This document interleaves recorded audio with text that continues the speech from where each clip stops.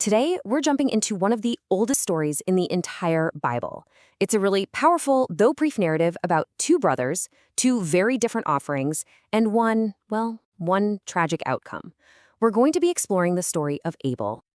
Welcome back to the Think Strong Bible Study. I'm so glad you're here with us to open up Scripture together. Today, we're on the hunt for those lessons that don't just stay on the page, but can genuinely strengthen our faith and our lives. All right, let's dive in. So here's our game plan for today. First up, we're going to tackle the basics. Who was Abel?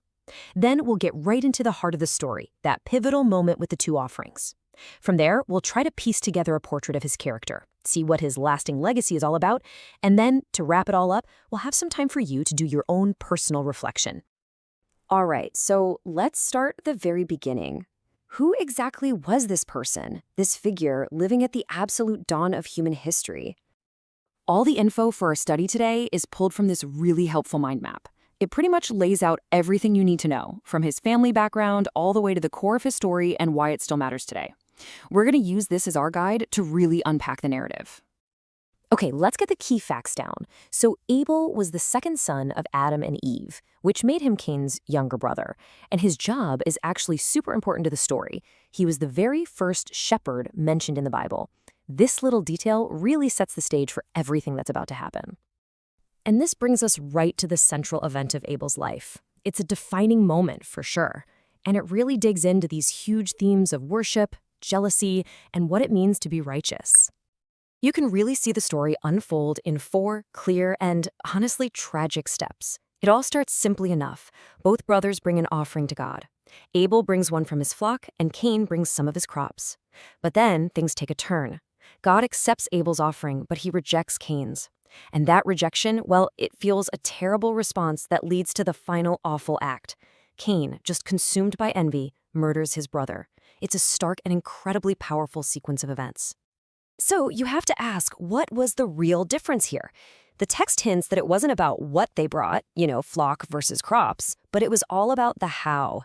Abel's offering, it came from a place of deep sincerity and devotion. Cain's, on the other hand, was just marked by this insincerity, this wrong attitude. It was the state of their heart that was the true deciding factor. And this really gets us to the man himself. Beyond just what happened to him, what can we really understand about Abel's character, his inner self? What was it about him that made him righteous in God's eyes? Well, our study here points to 4 key characteristics. Abel was pious, which means he had this deep reverence for God. He was also devoted, he was generous, and he was filled with a great love for God. So it starts to become really clear that his offering, giving the best of his flock, wasn't just some random act. No, it was a direct reflection of who he was on the inside. So even though his life was cut tragically short, and I mean tragically short, his story didn't end there. It is echoed for thousands of years. So let's talk about that legacy and why his life of integrity is still so incredibly significant for us today. This quote from our guide really just nails it. His pleasing offering to God and his tragic fate highlight the importance of a life of piety and obedience to divine commandments. You see, Abel's story isn't just a tragedy. It's a timeless example of how sincere faith and true integrity really resonate. He is remembered for a devotion that lasted far, far beyond his untimely death.